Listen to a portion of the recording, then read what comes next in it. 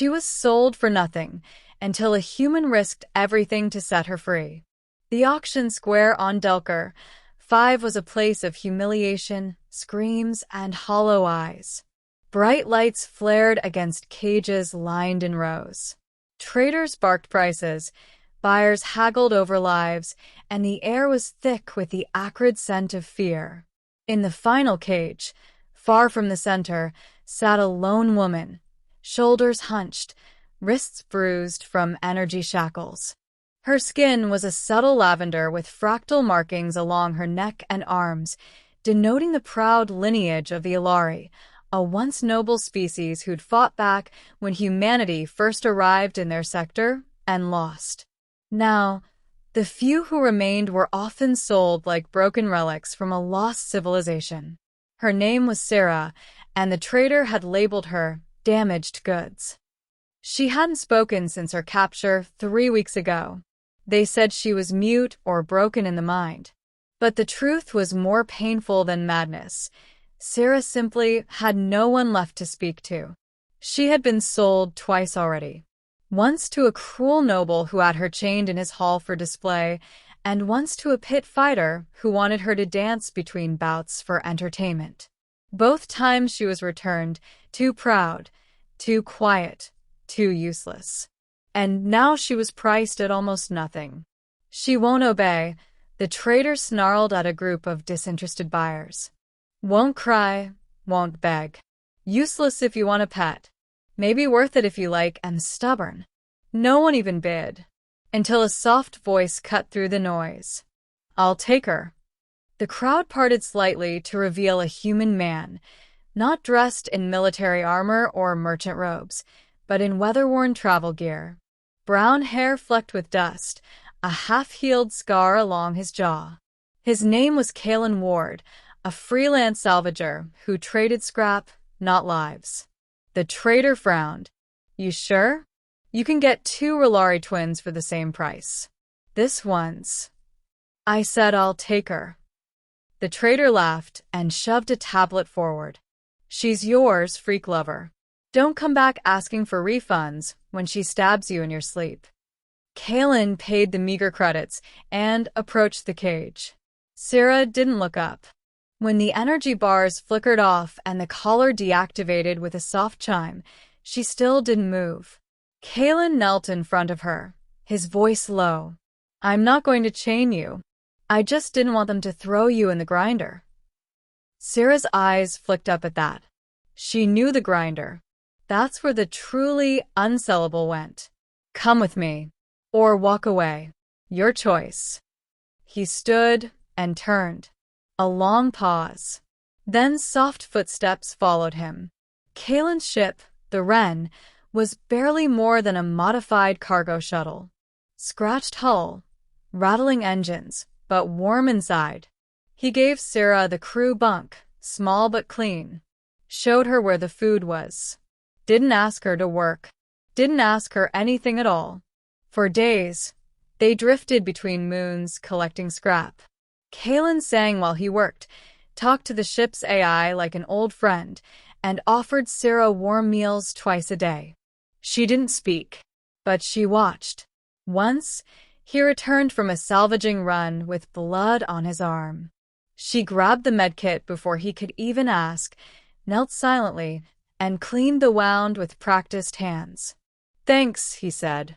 Still, no reply. Weeks passed.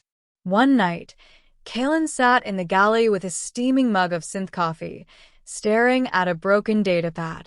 He muttered to himself, soldering the same connection for the 4th time. A soft voice, hesitant, spoke behind him. You're burning the microwires. He froze. Slowly turned. Sarah stood there, hands clasped in front of her, eyes averted. He smiled. You talk. I didn't forget how, she said. Just had no reason to. Kalen nodded. Well, welcome back. Silence stretched between them. She gestured for the datapad, and he handed it over. She fixed the connection in under a minute. You're good with tech, he noted. I was a systems engineer before the war, she said quietly. They don't let you keep titles in chains. Well, Kaelin said, sitting up straighter. We're not in chains here. That night, for the first time in what felt like a lifetime, Sarah slept without dreaming of cages. They fell into a rhythm.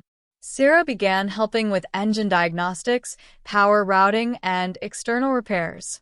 Kaelin taught her Earth idioms and human history. They shared meals, stories, and once, after an emergency landing on a volcanic moon, even laughter. But scars don't fade easily. One day, docked on a neutral station, Kaelin found Sarah cornered in an alley by two off-world mercenaries. She yours? One sneered. Got that Aelari look. You selling? Before Kaelin could answer, Sarah had slammed one into the wall with a brutal elbow, her eyes flaring violet. The other drew a blade. Kaelin drew faster. Neither mercenary left conscious. Back aboard the Wren, Sarah sat in the cargo bay, fists trembling. I don't want to be protected, she said. You didn't need it, Kaelin replied, nursing a bruised knuckle. But sometimes it's okay to let someone stand beside you. She looked up, eyes wet. No one ever stood beside me before.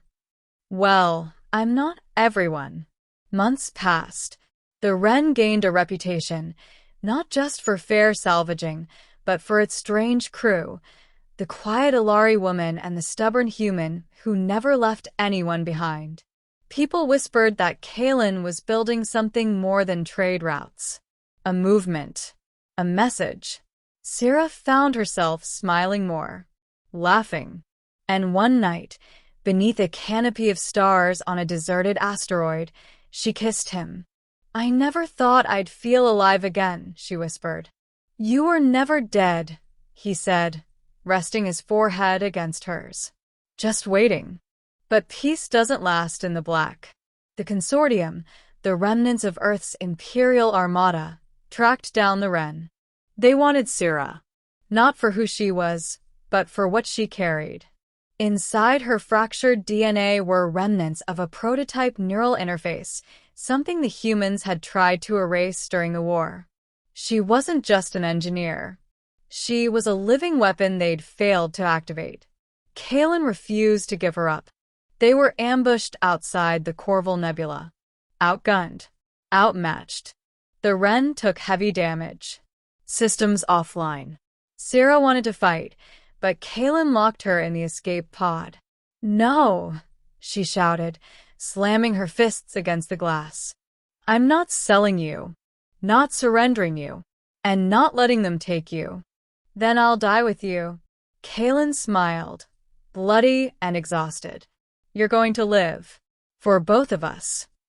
He ejected the pod, then turned the Wren toward the largest consortium vessel and activated the reactor core override. The explosion was seen from 3 systems away.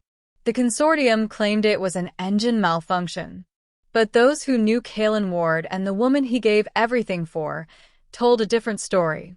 1 year later, on the mining moon of Orov, a new salvager's ship landed, a sleek, hybrid vessel built from parts across half the galaxy.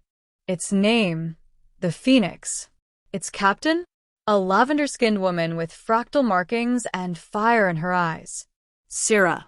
She wore a locket made from a fragment of the Wren's hull and spoke in 2 tongues. She helped the broken, the hunted, the enslaved. She never allowed cages. When asked why she did it, she only said, because one human showed me I was worth more than nothing. And wherever her ship went, people whispered the tale of the alien woman who was sold for nothing until a human changed everything.